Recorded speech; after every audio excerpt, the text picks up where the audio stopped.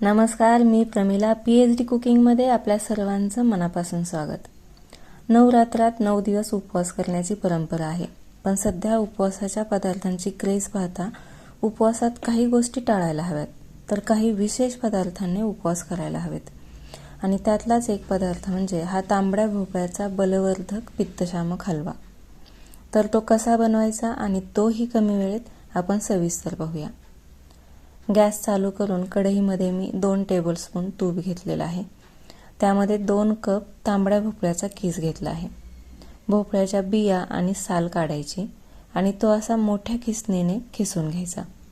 आता यातलं मॉइश्चर जाईपर्यंत तो आपल्याला परतून घ्यायचा आहे. गॅसची फ्लेम जरा मोठीच ठेवायची आहे. हा भोपळा शरीरासाठी खूप थंड, शक्ती पुरवणारा पित्तशामक असतो. भरपूर फायबर आणि कमी कॅलरीजमुळं वजन कमी होण्यास मदत होते. याची झणझणीत भाजी कशी करायची आणि कोणता भोपळा आपल्या आरोग्यासाठी चांगला असतो ते मी या अगोदरच्या व्हिडिओमध्ये सांगितलेलं आहे.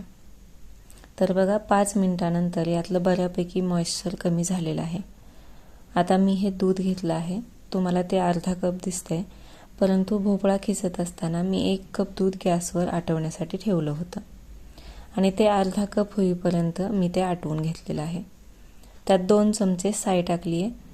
आधीच दूध आटवल्यामुळं हलवा करताना पुन्हा दूध आटवण्यासाठीचा बराच वेळ वाचतो. आता थोडासा गॅस मोठा ठेवायचा आणि दूध पूर्ण आटेपर्यंत हे शिजवून घ्यायचं. दूध आणि सायमुळं हलव्याला खूप छान चव येते. आता याच वेळी मी यामध्ये ड्रायफ्रूट्स टाकते.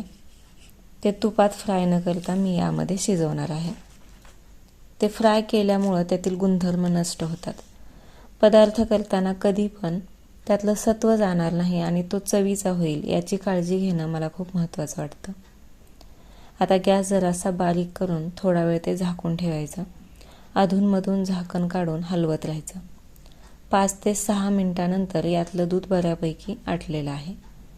जरासा गॅस मोठा करून आणखी ते परतून घेऊया. 1-2 मिनिटात याला चांगला घट्टपणा आलेला आहे. त्यावेळी मी 1 कप बारीक किसलेला गूळ यामध्ये टाकते. साखरेऐवजी नेहमी गुळाचाच वापर करणं योग्य. गूळ टाकल्यावर गॅस मोठाच ठेवायचा. गूळ पूर्ण पातळ होऊन तो घट्ट होईपर्यंत मीडियम फुल गॅस करत ते सतत हलवायचं आहे. नवरात्रीच्या उपवासात कमी आणि चुकीचा आहार घेतल्यामुळं बऱ्याच लोकांना अशक्तपणा खूप जाणवतो. तेव्हा तुमच्या ताटात हा हलवा नक्की असायला हवा. तो अशक्तपणा कमी करण्यास मदत तर करेनच, पण त्यामुळं बराच वेळ पोट भरलेलं देखील राहीन. आता यामध्ये मी विलायची, जायफळ आणि सुंठ पावडर टाकते. उपवासासाठी जी पावडर चालत नाही ती तुम्ही वगळू शकता. या पावडर शक्यतो शेवटीच टाकायच्या, त्यामुळे त्याचा सुगंध टिकून राहतो. गूळ टाकल्यापासून 6 ते 7 मिनिटात त्याला असा घट्टपणा आलेला आहे. आता गॅस बंद करायचा. थंड झाल्यावर तो जरासाच आणखी घट्ट होतो. आता इथं पूर्ण हलवा बनवण्यासाठी मला फक्त 20 मिनिट लागलेले आहेत. तर तयार आहे तुमचा उपवासाचा शक्तिवर्धक आणि स्वादिष्ट भोपळ्याचा हलवा. करायला आणि खायला अजिबात विसरू नका. आपण पुन्हा भेटू आणखी एका नवीन रेसिपीसोबत. तोपर्यंत योग्य आहाराची निवड करा आणि हेल्दी राहा. धन्यवाद.